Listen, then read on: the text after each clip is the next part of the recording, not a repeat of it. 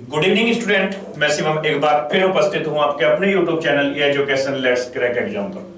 बच्चों, जैसे कि हम आपके लिए ज्योग्राफी का टॉपिक को लेकर मैं बात कर रहा हूं आपसे, ठीक है। लेकिन आप लोगों से मेरा एक थोड़ा सा मतलब क्रोध है आपके प्रति थोड़ा सा, कि आप ना मेरी वीडियो को शेयर नहीं कर रहे, ठीक है। जब आपको पता है कि मैं आपको फ्री में इतना अच्छा कंटेंट प्रोवाइड करा रहा हूं, तो आपका थोड़ा सा दायित्व बनता है कि वीडियो को शेयर करें, ताकि एक हमारा भी हौसला बना रहे, ठीक है। तो आज से थोड़ा ध्यान रखें। और अभी क्या कर रहे हैं, कुछ बच्चे ना अभी अभी भी थोड़ा सा सीरियस नहीं ले रहे चीजों को। अभी क्या कर रहे हैं, जैसे कि हम देख रहे हैं कि जो कोई बच्चा वीडियो देख रहा है, कोई 2 मिनट देख रहा है, कोई 3 मिनट वीडियो देख रहा है, तो इससे क्या होगा भाई। अभी तुम्हारा एसएससी जीडी का एग्जाम तुम्हारे सामने पड़ा हुआ है, और यदि तुम अभी भी सीरियस नहीं होगे तो फिर कब सीरियस होगे भाई, है ना। तो ऐसा ना करें, अपने भविष्य से खिलवाड़ ना करें, ठीक है। अभी इसमें कोई चार्ज तो आपका लग रहा नहीं है, तो कम से कम इतना तो वीडियो को देख लें कि आपको जो आपकी जरूरत है वो पूरी हो जाए, ठीक है। चलो अभी इसी के साथ मैं अपनी नेक्स्ट टॉपिक की बात करूंगा आपसे, ठीक है। जैसे कि बच्चों आपको पता ही है कि हम आपसे बात कर रहे हैं क्या, उत्तर के विशाल पर्वतमाला के विषय में। और उत्तर की विशाल पर्वतमाला में अपने जो अपने लास्ट वीडियो में देखा था कल, वो क्या था, भारत के दर्रों को लेकर बात की थी, ठीक है। अभी इसी के साथ अब एक नई टॉपिक के साथ में शुरुआत कर रहा हूं यहाँ पे, ठीक है, जो भी भारत के भौगोलिक विभाजन से ही है। और भारत के भौगोलिक विभाजन में जो आज का टॉपिक है वो क्या है, प्रायद्वीपीय भारत, ठीक है। ये दिखाई दे रहा है आपको प्रायद्वीपीय भारत, ठीक है, या पेनिनसुलर इंडिया। तो ये क्या है, प्रायद्वीपीय भारत, ठीक है। तो भौगोलिक विभाजन है ये भी। तो जब बच्चे यहाँ पे प्रायद्वीपीय भारत की हम बात करें, तो सबसे पहले तो हमें ये समझना पड़ेगा कि ये जो प्रायद्वीप है, इस शब्द का मतलब क्या है, क्या है प्रायद्वीप, ठीक है। तो प्रायद्वीप हम क्या कहेंगे, प्रायद्वीप एक ऐसा क्षेत्र होगा, प्रायद्वीप क्या होता है, एक ऐसा क्षेत्र होता है जो क्या हो, तीन ओर से जल से घिरा हो, तीन ओर से किससे घिरा हो, जल से, ठीक है। और बाकी एक हिस्सा क्या हो, स्थल वाला हो, ठीक है। तो इस प्रकार का जो क्षेत्र है वो क्या बोला जाता है, प्रायद्वीप, ठीक है। तो ऐसे ही भारत का कुछ क्षेत्र है, ठीक है। और भारत का कौन से वाला क्षेत्र है, जैसे आप इसको देखेंगे, भारत का ये वाला पार्ट, ठीक है। तो ये पार्ट आपको दिखाई दे रहा होगा, ये पार्ट आपको दिखाई दे रहा होगा, ये देखो भाई, इधर क्या है आपका, ये हिंद महासागर है, ठीक है। इधर क्या है, बंगाल की खाड़ी, और नीचे भी क्या है, जल है, ठीक है। और यहां से ये इधर भी जल है, इधर भी जल है, और यहां पे भी जल है। तो भारत का ये वाला जो क्षेत्र है, आपको ये जो ब्लैक ब्लैक दिखाई दे रहा है यहां तक, ठीक है। तो ये इसको क्या बोला गया, प्रायद्वीपीय भारत, ठीक है। तो आज हम जो आपके साथ डिस्कस करने वाले हैं वो किसको लेकर करेंगे, प्रायद्वीपीय भारत को, ठीक है। प्रायद्वीपीय भारत क्या है, किस प्रकार से इसका निर्माण हुआ है, ठीक है, कैसे बना है, ठीक है। और इसमें किस किस प्रकार की चट्टानें पाई जाती है, तो ये सभी डिस्कस चलेगा आज आप लोगों के साथ, ठीक है। तो देखेंगे टॉपिक का, जो बच्चे हैं वो अपना टॉपिक का नाम डाल लेंगे यहाँ पे, क्या है टॉपिक का नाम, प्रायद्वीपीय भारत,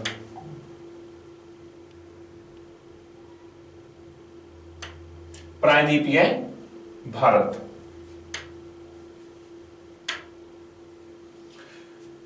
प्रायद्वीपीय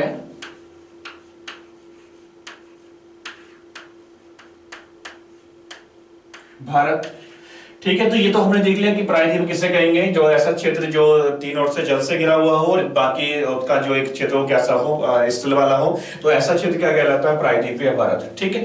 बच्चे, जब मैं इस प्रायद्वीपीय क्षेत्र की बात करूं, तो ये जो क्षेत्र है भारत का, ये भारत का सबसे बड़ा भौगोलिक क्षेत्र है, भारत का सबसे बड़ा भौगोलिक क्षेत्र या भौगोलिक स्थान है, ये सबसे बड़ा, ठीक है। अब इसका जो निर्माण हुआ है, ये किससे हुआ है, गोंडवाना लैंड में, या मैं कह सकता हूं कि गोंडवाना लैंड का ही एक पार्ट है, गोंडवाना लैंड का एक भाग है, ये एक भाग है, ठीक है, जो आपका प्रायद्वीपीय भारत है, ठीक है। और गोंडवाना लैंड क्या है, तो मैंने बताया था कि सबसे प्राचीन काल में, अगर जब मैं बात करूं, जब तक हमारे कॉन्टिनेंट नहीं बने थे, ठीक है, जब कॉन्टिनेंट नहीं बने थे, तो एक इस प्रकार की कुछ आकृति थी, जिसे क्या बोला गया था, पेंजिया, जिसे क्या बोला गया था, पेंजिया बोला गया था, ठीक है। लेकिन क्या हुआ, बाद में इस पेंजिया में जाकर विभाजन हुआ, और विभाजन होने के बाद इसका जो नॉर्थ पार्ट था वो अंगारा लैंड कहलाया, अंगारा लैंड कहलाया, और दक्षिण का जो भाग था वो क्या कहलाया, गोंडवाना लैंड, गोंडवाना लैंड कहलाया, ठीक है। तो ये वाला जो पार्ट है भारत का, जो हमने देखा था अभी, ये वाला जो पार्ट है, तो ये किसका बना हुआ पार्ट है? गोंडवाना लैंड का है, एक भाग है। गोंडवाना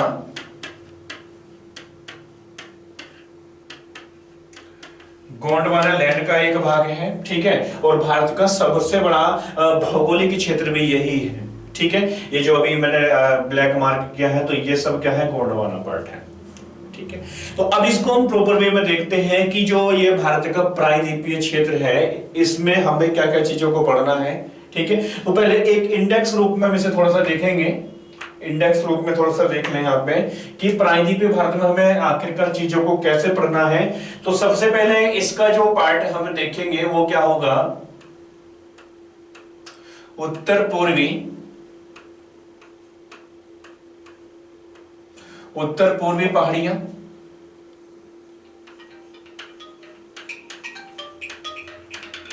उत्तर पूर्वी पहाड़ियां,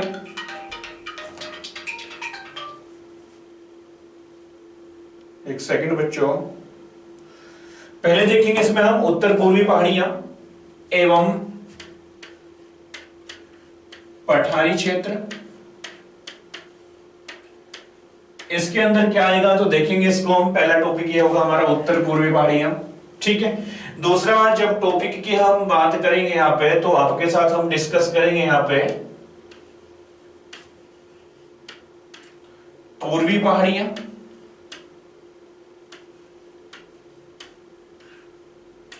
एवं पठारी क्षेत्र, ठीक है। और जब पूर्वी पहाड़ी और पठारी क्षेत्र की बात करें तो यहाँ पे क्या चीजें शामिल होने वाली हैं? तो आपका सबसे पहले जैसे आ जाएगा यहां से राजमहल, राजमहल की पहाड़ियां, राजमहल की पहाड़ियां कहां पर स्थित होंगी तो डिस्कस करेंगे। अभी तो एक इंडेक्स के बता रहा हूं मैं कि प्रायद्वीपीय भारत को हम कितने भागों में विभाजित करके पढ़ सकते हैं। इसके बाद आपने सुना होगा छोटा नागपुर का पठार, छोटा नागपुर का पठार। छोटा नागपुर के पठार की अपनी बहुत सारी विशेषताएं हैं, ठीक है, विभिन्न प्रकार की विशेषताएं हैं। इसको भारत का रुद्र प्रदेश भी बोला जाता है। क्यों बोला जाता है, कौन कौन से क्षेत्र में पड़ेगा, तो इसको लेकर डिस्कस करेंगे। इसके बाद नेक्स्ट है Mahanadi basin, Mahanadi basin, Mahanadi basin के बाद आपका आएगा यहां से छत्तीसगढ़ बेसिन या छत्तीसगढ़ हिल्स। इसके बाद उड़ीसा हिल्स और नेक्स्ट है यहां पे दंडकारण्य, दंडकारण्य, ठीक है। तो ये सब किस में आएगा? पूर्वी पहाड़ियां एवं पठारी क्षेत्र, ठीक है। तो पहला क्या है? उत्तर पूर्वी पहाड़ियां एवं पठारी क्षेत्र। और उत्तर पूर्वी पहाड़ी और पठारी क्षेत्र की मैं बात करूं तो जो भारत का पूर्वोत्तर राज्यों में, जैसे यहाँ पे गारो खासी जयंतिया, मिकिर रेगमा का नाम आपने सुना होगा, तो सब उत्तर पूर्वी पठारी क्षेत्र में आने वाली है वो, ठीक है। इसके बाद जो नेक्स्ट यहां से हम देखेंगे यहाँ पे, इसके बाद क्या देखेंगे तो जो नेक्स्ट है ये आपका होगा तीसरे नंबर पर उत्तर मध्य पर्वतीय,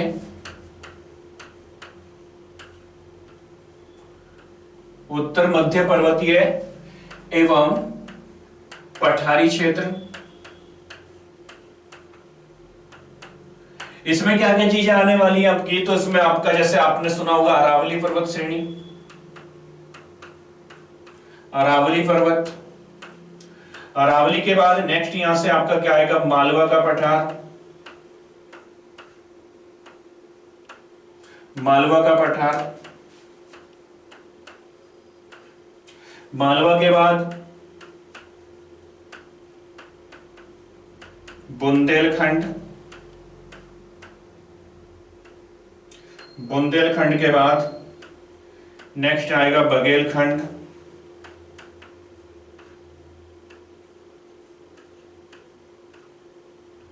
बुंदेलखंड। ठीक है, तो ये सब किस में आने वाला, आपका उत्तर मध्य एवं पठारी क्षेत्र में आने वाला। तो ये देखेंगे हम अरावली पर्वत श्रेणी से कई प्रकार के क्वेश्चन बनते हैं। जैसे सबसे पूछा जाता है कि अरावली विश्व की सबसे अवशिष्ट पर्वत श्रेणी कौन सी है, तो अरावली है। और दूसरा ये भी क्वेश्चन पूछा जा सकता है जैसे कि अरावली की सबसे ऊंची चोटी कौन सी, ये भी आपसे पूछा जा सकता है। ठीक है, मालवा का पठार, मालवा के पठार के बाद बुंदेलखंड, बुंदेलखंड के बाद बघेलखंड। तो ये देखेंगे। अब इसके बाद नेक्स्ट जब आगे हम बात करें यहां से पांचवें पार्ट की, तो यहाँ पे 3 हो गए। 3 के बाद जो नेक्स्ट पार्ट है चौथा पार्ट, इसमें हम क्या पढ़ने वाले हैं, तो इसमें हम पढ़ेंगे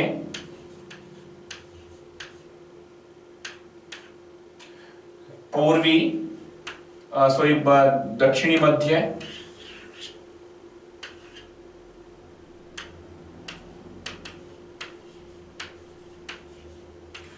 दक्षिण मध्य पर्वतीय एवं पठारी क्षेत्र,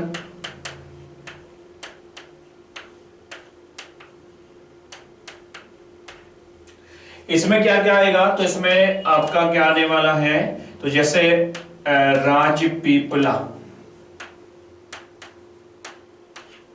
राजपीपला की पहाड़ियां। इसके बाद नेक्स्ट यहां से गाविलगढ़,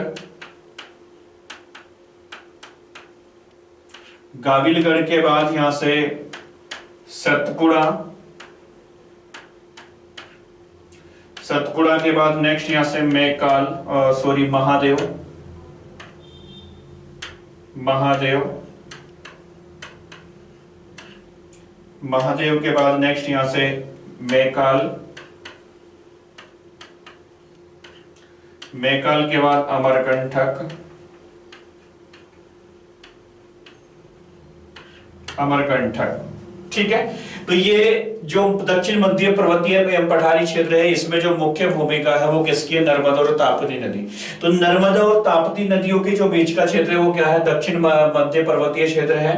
ठीक है, अब इसमें ये चीजों को हम डिस्कस करेंगे। अब इसके बाद जो नेक्स्ट टॉपिक हम देखेंगे यहाँ पे आपके साथ जो डिस्कस करेंगे नेक्स्ट टॉपिक का, वो टॉपिक कौन सा होगा आपका। इसके बाद आपको सभी को पता है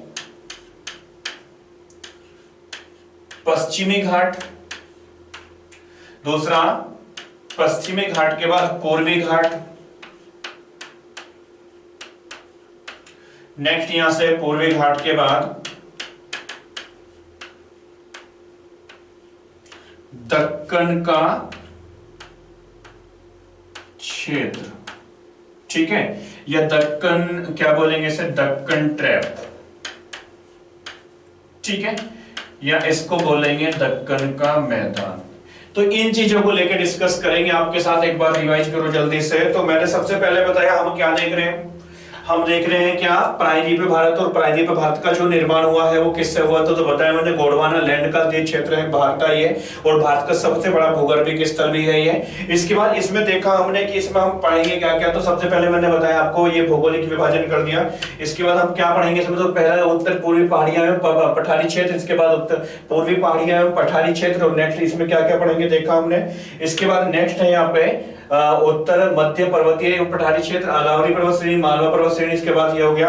और नेक्स्ट यहाँ पे पहुंचे हम दक्षिण मध्य पर्वतीय एवं पठारी क्षेत्र, राजपीपला की पहाड़ी, जिसमें आएंगे ग्वालियर, सतपुड़ा, महादेव, मैकाल एवं अमरकंटक। और इसके बाद सबसे लास्ट में हम पहुंचे हैं पश्चिमी घाट, पूर्वी घाट एवं दक्कन क्षेत्र या दक्कन का मैदान। ठीक है, तो इन सब चीजों को लेकर आपके साथ डिस्कस करना है, एक लंबा डिस्कस चलेगा आप लोगों के साथ। ठीक है, तो देखिए अब आगे अब एक एक टॉपिक से हम अपनी शुरुआत करेंगे। तो पहला जो टॉपिक है हमारा, पहला जो टॉपिक है वो क्या आएगा, उत्तर पूर्वी उत्तर पूर्वी पर्वतीय एवं पठारी क्षेत्र।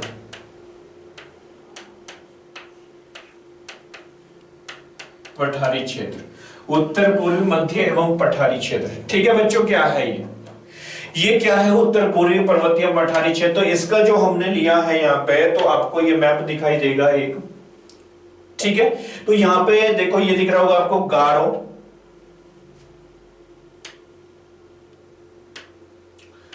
गारो, खासी एवं जयंतिया, इसके बाद मिकिर है, मिकिर के बाद यहां से एक पर्वत पड़ेगा रेगमा। ठीक है, तो मोस्टली मैं कह सकता हूं कि ये जो आपका टॉपिक है, ये वाला जो टॉपिक है आपका उत्तर पूर्वी पर्वतीय एवं पठारी क्षेत्र, तो इसको हम कह सकते हैं मेघालय का पठार। क्या कह सकते हैं हम इसको? मेघालय का पठार।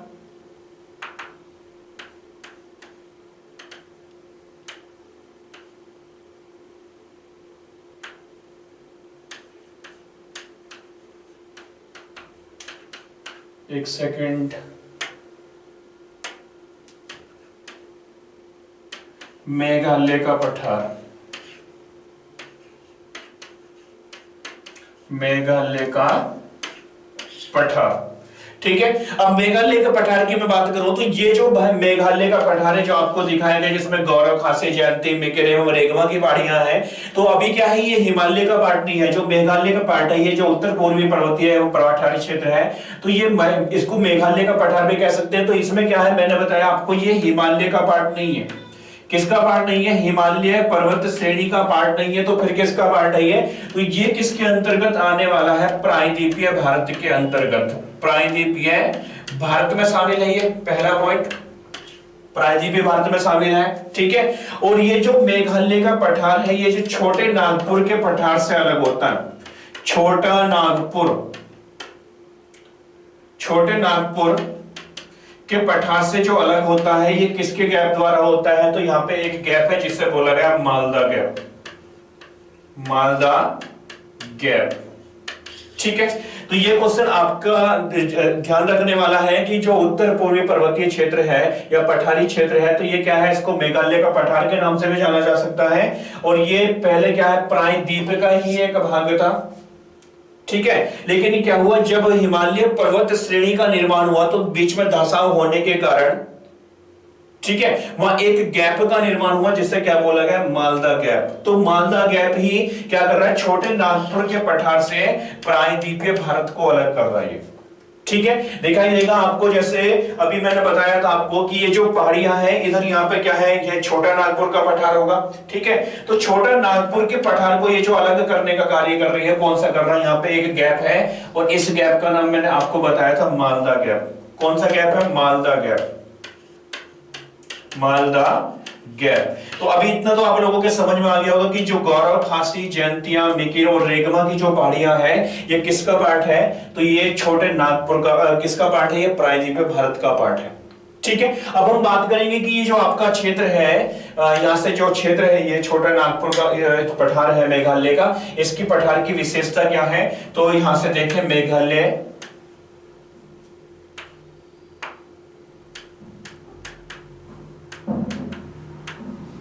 मेघालय या उत्तर पूर्वी पर्वतीय क्षेत्र की विशेषता, क्षेत्र की विशेषता क्या क्या विशेषता है इसकी? तो विशेषता को लेकर डिस्कस करेंगे आपके साथ। तो सबसे पहले मैंने बताया कि इसमें जो मुख्यतः मिलने वाली है 5 पहाड़ियां, 5 पहाड़ियों से इसका निर्माण हुआ है। 5 पहाड़ी कौन सी है? तो आपका पहला हो गया गारो, गारो के बाद खासी, खासी के बाद जयंतिया, जयंतिया के बाद मिकिर, और मिकिर के बाद नेक्स्ट कौन सी है? रेगमा, रेगमा हिल्स। ठीक है, तो ये 5 पहाड़ियां हैं, इसी को ही बोला जाता है मेघालय का पठार। अब मैं यहां से यहां बात करूं तो ये जो गारो, खासी, जयंतिया है, इसको क्या बोला गया? तो ये बोला जाएगा यहां से शिलोंग का पठार, शिलोंग का पठार। और शिलोंग क्या है? मेघालय की राजधानी भी है। तो इस प्रकार से हम देख सकते हैं कि जो गारो, खासी, जयंतिया की जो पहाड़ियां, ये कौन से राज्य में पड़ेगी? मेघालय में पड़ेगी। और इन तीनों को ही बोला जाता है क्या? मेघालय का पठार। इसके बाद लेकिन ये जो मिकिर और यहां से रेगमा है, ये किसके नाम से जाना जाएगा? असम हिल्स के नाम से। किसके नाम से जानी जाएंगी? असम हिल्स के नाम से। और जब असम हिल्स के नाम से जानी जाएगी तो हम कह सकते हैं कि जो मिकिर, रेगमा की जो पहाड़ियां हैं वो कहां पे पड़ेगी? असम में पड़ेगी। ठीक है। इसके बाद बच्चों यहाँ पे पहली विशेषता देखिए 5 पहाड़ियां इसमें मिलेगी। ठीक है, नाम क्या है? गारो खासी जयंती। तो यहां से एक क्वेश्चन आपका बन सकता है कि पूर्व से पश्चिम चलते हुए पहाड़ियों का सही क्रम व्यवस्थित करें। ठीक है, तो पूर्व से पश्चिम अगर चलना है तो सबसे पहले मेकेर पड़ेगी, इसके बाद जयंतिया, जयंती के बाद खासी, खासी के बाद क्या पड़ेगी? गारो की पहाड़ियां। ठीक है, और गारो यहां से ये पड़ेगा, या फिर क्वेश्चन कह सकता है कि पश्चिम से पूर्व की ओर चलते हुए इन पहाड़ियों का सही क्रम व्यवस्थित कीजिए। ठीक है, तो इस प्रकार से ये पश्चिम से पूर्व की ओर भी सही क्रम पड़ेगा। ठीक है, और जो शिलोंग का पठार है, शिलोंग के पठार में कितनी पहाड़ी बताई? 3 पहाड़ियां हैं, और बाकी ये जो मेकेर और रेगमा है ये किसके नाम से जाने जाएगी? असम हिल्स के नाम से।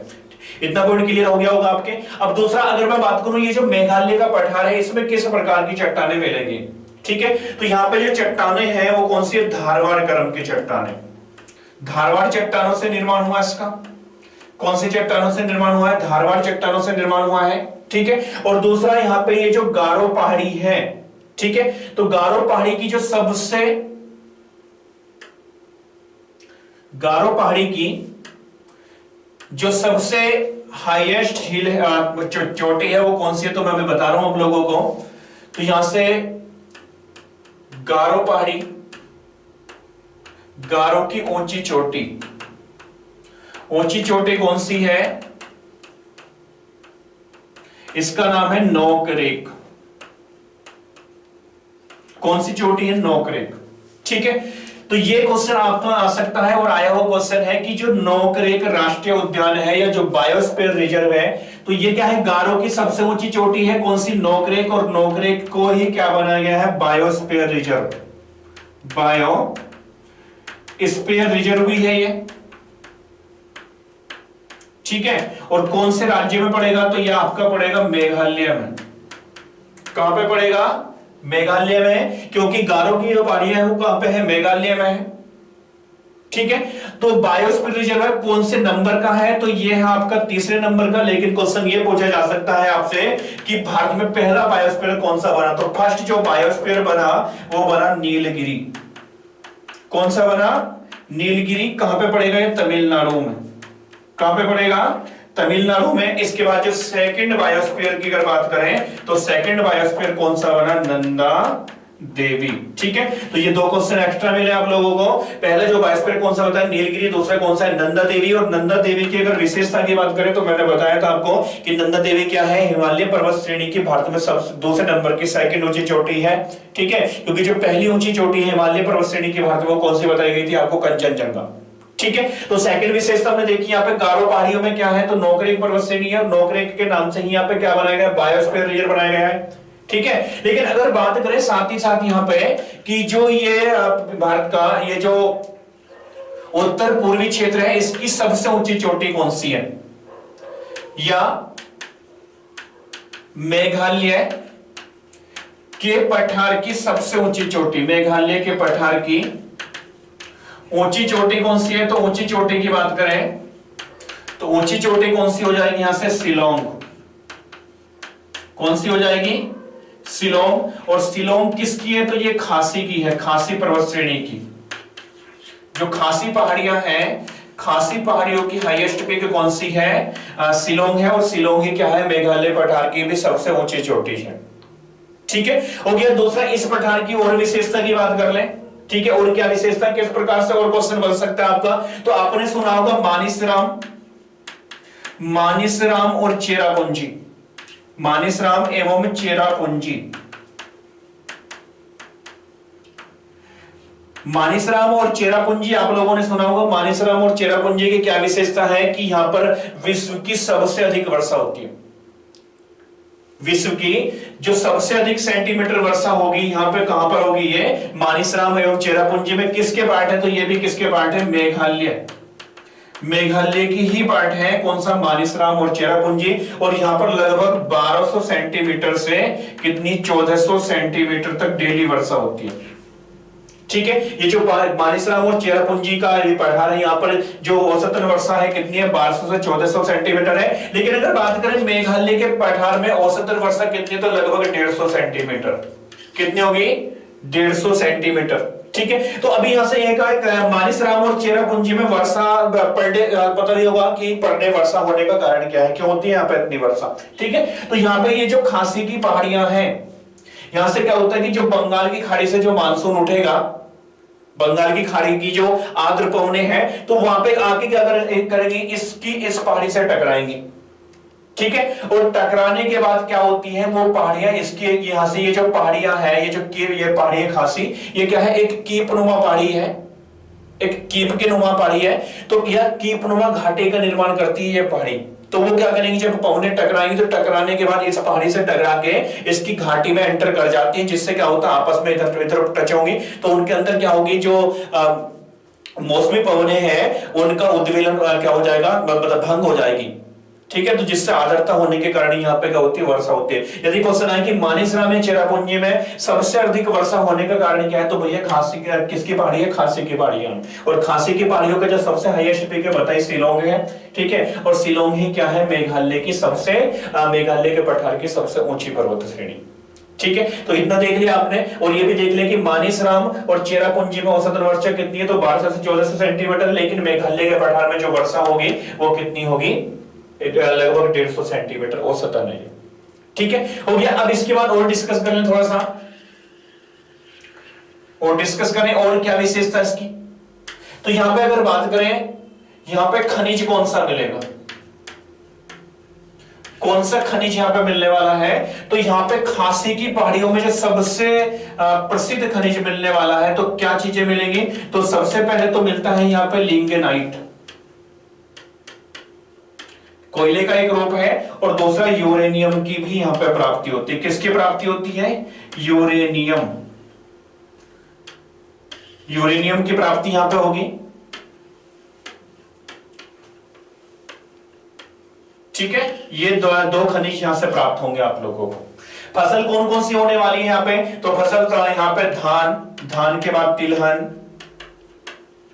तिलहन के बाद जो यहां पे फसल है वो कौन सी है, पाइनएप्पल्स, या हम कह सकते हैं पाइनएप्पल या अनानास। तो ये प्रमुख फसलें किसकी, मेघालय के पठार की। ठीक है भाई, हो गया। अब इसी के साथ साथ एक चीज और जान लो, यहाँ पे मैंने बताया कि कौन सी कितनी पहाड़ियां, यहाँ पे 3 पहाड़ियां हैं, एक गारो, खासी, जयंती। ठीक है, अब गारो, खासी, जयंती पहाड़ियों के नाम पे यहाँ पे जनजाति में निवास करती है, जनजातियों का भी निवास है। और जनजाति में कौन सी मिलेगी, गारो, खासी जनजातियां हैं, और इन जनजातियों की जो लैंग्वेज है वो भी कौन सी है, गारो, खासी, जयंती। तो ये क्वेश्चन अक्सर एग्जाम में पूछा जाएगा तुमसे कि गारो, खासी, जयंती के पहाड़ियां कहां हैं, तो क्या बता देंगे, भैया मेघालय के पठार में है। ठीक है, और क्या क्या विशेषता तो हमने देख लिया इसके पठार का। ठीक है भाई, चले अब इसके बाद नेक्स्ट तो हमने देखा, पहले सबसे पहले क्या है, उत्तर पूर्वी पर्वतीय क्षेत्र, और उत्तर पूर्वी पर्वतीय क्षेत्र में जो पहला टॉपिक था वो क्या था हमारा, मेघालय का पठार। अब इसके बाद हम आगे बढ़ेंगे। अब आगे बढ़ने के साथ जो टॉपिक है हमारा वो कौन सा है यहाँ पे, तो यहाँ पे है हमारा पूर्वी पर्वतीय एवं पठारी क्षेत्र। ठीक है, तो ये सेकंड नंबर का है, प्रायोरी पे भारत का पार्ट है, पूर्वी पर्वतीय एवं पठारी क्षेत्र। ठीक है, अब पूर्वी पर्वतीय पठारी क्षेत्र की बात करेंगे तो पहला यहां पे क्या पढ़ेंगे, पहला हम देखेंगे राजमहल की पहाड़ियां, राजमहल की पहाड़ियां। दूसरा छोटा नागपुर का पठार, छोटा नागपुर का पठार, छोटा नागपुर के पठार के बाद महानदी घाटी, महानदी घाटी के बाद यहां पे आपका हो जाएगा छत्तीसगढ़ हिल्स, छत्तीसगढ़ हिल्स के बाद उड़ीसा, उड़ीसा हिल्स, और उड़ीसा हिल्स के बाद यहां पे हम पढ़ेंगे दंडकारण्य। ठीक है भाई, तो ये हम पढ़ने वाले हैं किसमें, उत्तर पूर्वी पर्वतीय पठारी क्षेत्र में। ठीक है, तो पहला जो टॉपिक है वो क्या है, राजमहल की पहाड़ियां। पहला टॉपिक है आपका राजमहल की पहाड़ियां, राजमहल की पहाड़ियां।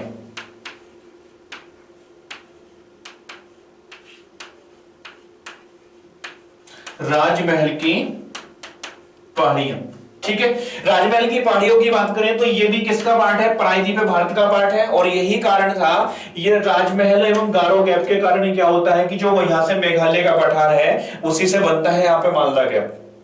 ठीक है भाई, तो राजमहल की पहाड़ियां मोस्टली कहां पे पड़ेंगी? तो ये आपकी झारखंड का कुछ पश्चिम बंगाल का, तो यहाँ पे ये पड़ने वाली है राजमहल की पहाड़ियां। एक क्वेश्चन आपसे पूछा जाएगा कि राजमहल की जो पहाड़ियां, इसकी सबसे ऊंची चोटी कौन सी है? सबसे ऊंची चोटी, पहला क्वेश्चन, राजमहल की पहाड़ियों की सबसे ऊंची चोटी, तो यहां पे कौन सी ऊंची चोटी है? पारसनाथ। कौन सी है? पारसनाथ। और पारसनाथ कहां पे पड़ेगी? ये पड़ेगी आपका झारखंड में। कहां पे पड़ेगी? झारखंड में। और जैनियों का, जो जैन है उनका सबसे बड़ा धार्मिक स्थल भी इसको माना जाता है, पारसनाथ की पहाड़ियों को। ठीक है, और इसी के नाम से, पारसनाथ की पहाड़ियों के नाम से भी जाना जाता है। लेकिन पारसनाथ की जो पहाड़ी है ये राजमहल की पहाड़ियों की हाईएस्ट पीक है। ठीक है, तो पहली विशेषता। अब दूसरी विशेषता की मैं बात करूं तो इसकी दूसरी विशेषता क्या है राजमहल की पहाड़ियों की? ठीक है, तो इसका जो निर्माण हुआ है वो किससे हुआ है? ज्वालामुखी, ज्वालामुखी के लावा से, ज्वालामुखी के लावा से निर्माण हुआ। और मैं बता दूं आपको कि जो दक्कन का पठार है, जो दक्कन ट्रैप है, ठीक है, दक्कन ट्रैप से पहले जो ज्वालामुखी से निर्माण हुआ है वो किसका हुआ है? राजमहल की पहाड़ियों का। ठीक है, तो इसलिए यहां पे जो मिट्टी मिलेगी कौन सी मिलेगी? काली मिट्टी। कौन सी मिट्टी मिलेगी? काली मिट्टी। ये क्वेश्चन आकर अक्सर पूछा जाता है एग्जाम में कि ज्वालामुखी के लावा से बनने वाली जो मिट्टी है वो कौन सी मिट्टी होती है? काली मिट्टी। और काली मिट्टी को ही बोला जाता है रेगुर मिट्टी, रेगुर मिट्टी। और जो रेगुर मिट्टी सबसे अधिक उपजाऊ होती है वो किसके लिए होती है? कपास की फसल के लिए। ठीक है, लेकिन अगर बात करें राजमहल की पहाड़ियों में जो फसल होगी वो कौन से? कपास नहीं होती यहाँ पे, तो फिर क्या होगा? धान होगा। धान के साथ साथ यहाँ पे तिलहन होगा। ठीक है, तो ये फसलें अधिक हैं। हो गया। अब इसके बाद एक और डिस्कस कर लें आप लोगों के साथ। मैंने बताया ज्वालामुखी से निर्माण हुआ इसका। ठीक है, तो यहां पे इन पहाड़ियों पर एक जनजाति पाई जाती है जिसका नाम है संथाल। कौन सी जनजाति है? संथाल जनजाति। और संथाल जनजाति का इतिहास में एक अपना अच्छा योगदान रहा है। ठीक है, क्योंकि आपने पढ़ा होगा इतिहास में 1856 में एक विद्रोह हुआ था जिसे बोला जाता है संथाल विद्रोह। ठीक है, और संथाल विद्रोह के जो मुख्य नेता थे, एक था सिद्धू और दूसरा कौन सा था? काहना। सिद्धू और काहना यहां से क्या थे? संथाल विद्रोह के प्रमुख नेता थे। तो ये क्वेश्चन आपका किससे पूछा जाएगा? इतिहास से। ठीक है, तो देख लिया हमने राजमहल की पहाड़ियों की क्या क्या विशेषता। तो सबसे पहले मैं बता दें कि ऊंची चोटी कौन सी है? पारसनाथ की पहाड़ियां हैं। दूसरा, ज्वालामुखी से राजमहल की पहाड़ियों का पठारी क्षेत्र का निर्माण हुआ है। और यहाँ पे इस जो मिट्टी बनेगी कौन सी है? काली मिट्टी। ठीक है, काली मिट्टी। और ये पारसनाथ की पहाड़ियां कहां पे बताई? झारखंड में। और उसके बाद मैंने बताया आप लोगों को कि यहाँ पे एक जनजाति मिलेगी। जनजाति कौन सी? संथाल। और संथाल के नाम से यहां से ही विद्रोह हुआ था इतिहास में। और इस विद्रोह को क्या बोला गया था? संथाल विद्रोह। और ये क्वेश्चन भी पूछा जाता है कि 1857 की क्रांति के बाद होने वाला पहला जनजाति विद्रोह कौन सा था? ठीक है, तो पहला जो जनजाति विद्रोह हुआ 1857 की क्रांति के बाद, या क्रांति के समय, तो वो कौन सा विद्रोह था? संथाल विद्रोह। ठीक है, और जिसके दो नेता बताए, एक सिद्धू, दूसरा कौन सा था? काहनू। ठीक है, दूसरा, इसके बाद औसतन वर्षा कितनी होगी यहाँ पे? तो यहाँ पे जो औसतन वर्षा होगी लगभग कितनी होगी? 120 सेंटीमीटर। कितनी होगी? 120 सेंटीमीटर क्या वर्षा? 120 सेंटीमीटर यहाँ पे वर्षा भी होगी। ठीक है, और जब वर्षा 120 सेंटीमीटर होगी तो यहाँ पे कहीं ना कहीं लेटराइट मिट्टी भी आपको मिलेगी। ठीक है भाई, तो दूसरा टॉपिक भी हमने देख लिया। अब इसके बाद हम बात करेंगे आप लोगों के साथ नेक्स्ट टॉपिक। और नेक्स्ट टॉपिक कौन सा है आपका?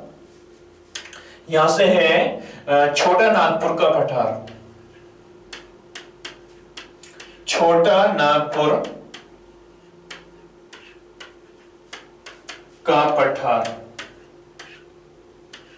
छोटा नागपुर का पठार। ठीक है, अपने आप में बहुत ज्यादा क्वेश्चन काम का है, वैसे भी काम का है, ये भारत की आर्थिक दृष्टि से भी काम का है और तुम्हारे लिए एग्जाम के क्वेश्चन के लिए भी काम का है। ठीक है, छोटे नागपुर के पठार की बात करें तो ये किसका पार्ट है? तो सबसे पहले देखेंगे इस पठार का निर्माण कैसे हुआ। ठीक है, तो इसके पठार में जो चट्टानें मिलेंगी वो किसकी मिलेंगी? गोंडवाना क्रम की चट्टानें।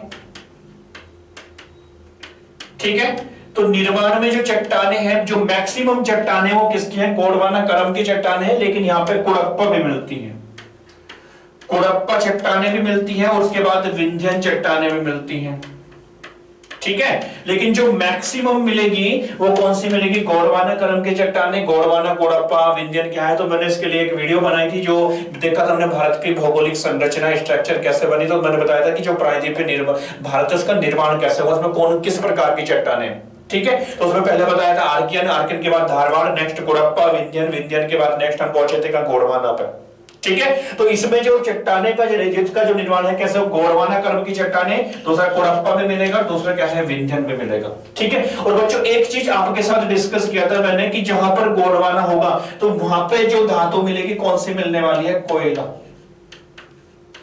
क्या मिलेगा?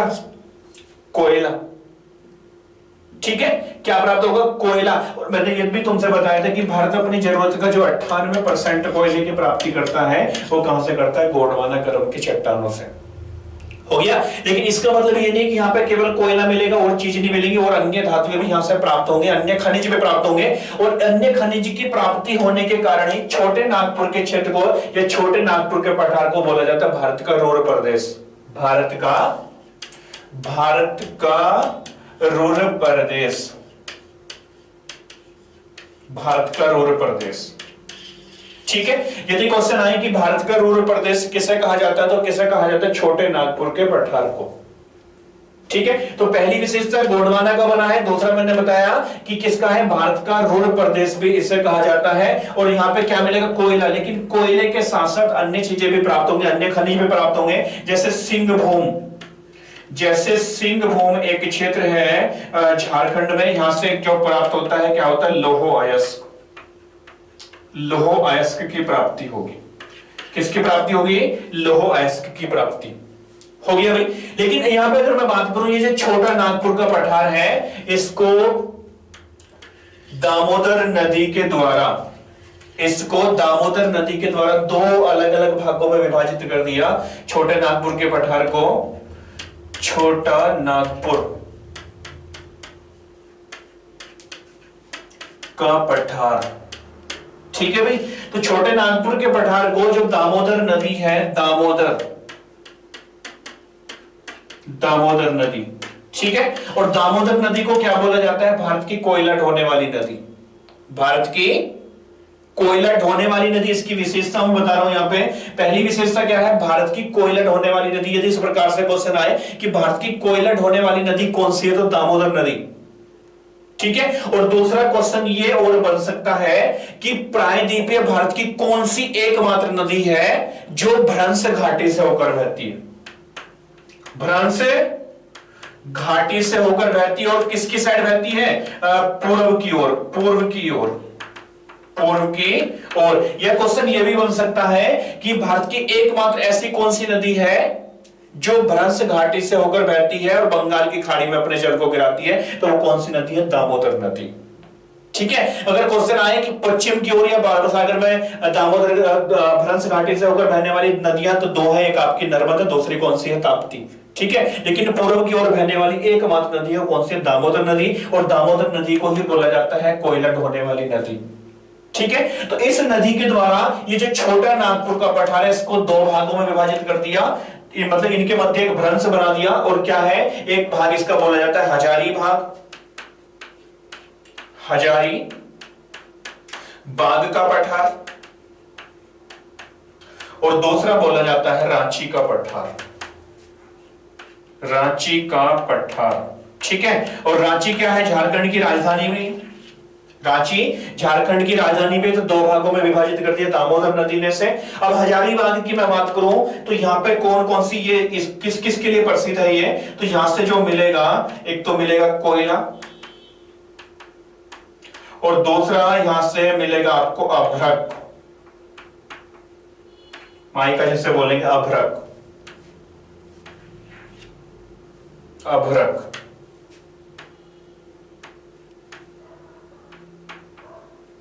अभ्रक कहां से मिलता है? तो कोडरमा, कोडरमा, कोडरमा से मिलेगा।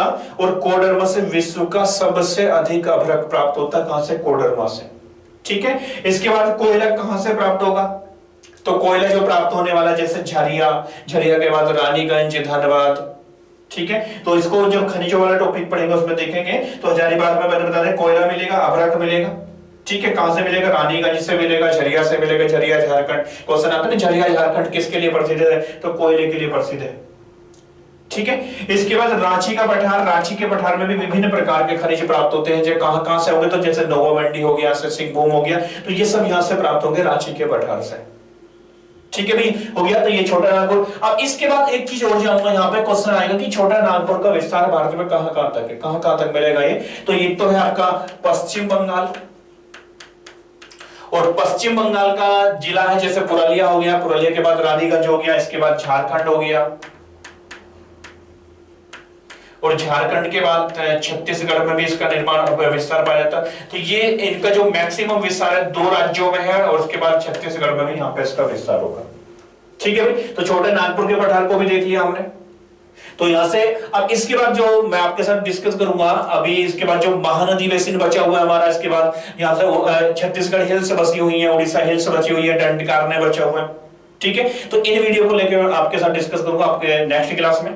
तब तक के लिए बाय। लेकिन बच्चों अगर वीडियो पसंद आए तो वीडियो को थोड़ा सा शेयर कर दिया करो, ताकि इससे हमारा भी हौसला बनेगा। और बाकी आपको चीजें जो मिल रही है ना, ये डिक्टो एग्जाम में आने वाला क्वेश्चन है आपका, और प्रीवियस ईयर का क्वेश्चन पेपर उठा के देखोगे आपको दिखाई देगा कि रियल में कुछ चीजें पढ़ाई जा रही है हमको, ठीक है भाई। चलो मिलते हैं फिर, बाय, टेक केयर।